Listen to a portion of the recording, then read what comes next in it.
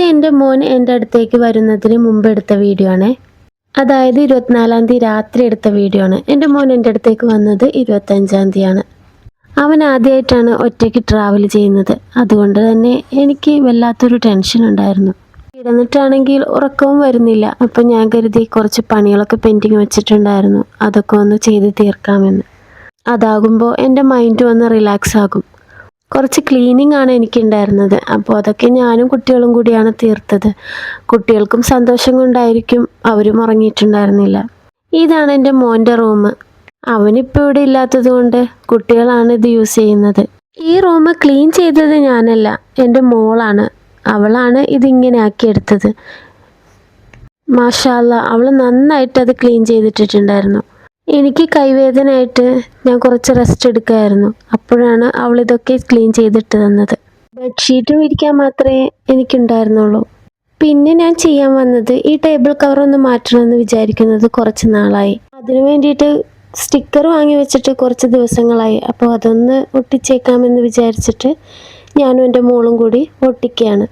ഇതിൻ്റെ കട്ട് ചെയ്ത പീസ് കൊണ്ടിട്ട് ഞാനൊരു ഫ്ലവർ വേസ് കൂടി ഉണ്ടാക്കിയെടുത്തിട്ടുണ്ട്. ഒരു ടെസ്റ്റ് എന്ന രീതിക്ക് ഞാൻ ഉണ്ടാക്കി നോക്കിയതാണ്. പക്ഷേ അൽഹംദുലില്ലാ അത്യാവശ്യം കുഴപ്പമില്ലാത്ത രീതിയിൽ കിട്ടിയിട്ടുണ്ട്. അതൊക്കെ കഴിഞ്ഞിട്ട് ഞാൻ കുറച്ച് ചായ എടുത്ത് കുടിക്കുന്നുണ്ട്. അതിനു മുമ്പായിട്ട് ഞാൻ കുട്ടികളെ ഉറക്കിയിട്ടുണ്ടായിരുന്നു. അപ്പോൾ മോൻ എഴുന്നേറ്റ് കരഞ്ഞപ്പോൾ ഞാൻ റൂമിൽ വന്നിരുന്നതാണ്. അപ്പോഴാണ് മോൻ്റെ മെസ്സേജ് വന്നത്, അവൻ എയർപോർട്ടിൽ എത്തിയിട്ടുണ്ടെന്ന്.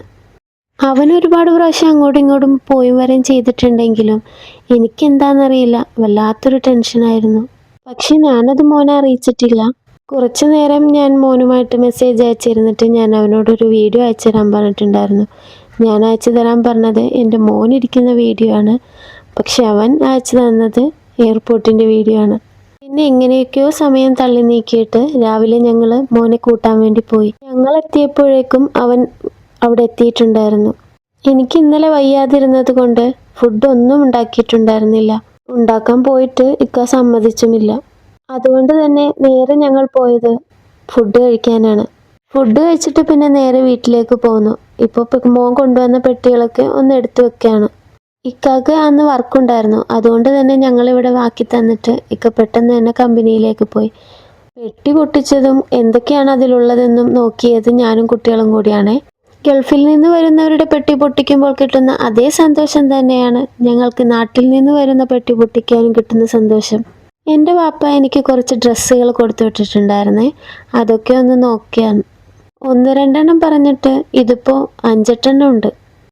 പിന്നെ ബീഫും പത്തിരിയും ചിക്കനും ഒക്കെ കൊണ്ടുവന്നിട്ടുണ്ടായിരുന്നു. ഞാൻ ചിക്കനും കൊടുത്തുവിടാൻ പറയാറുണ്ട്.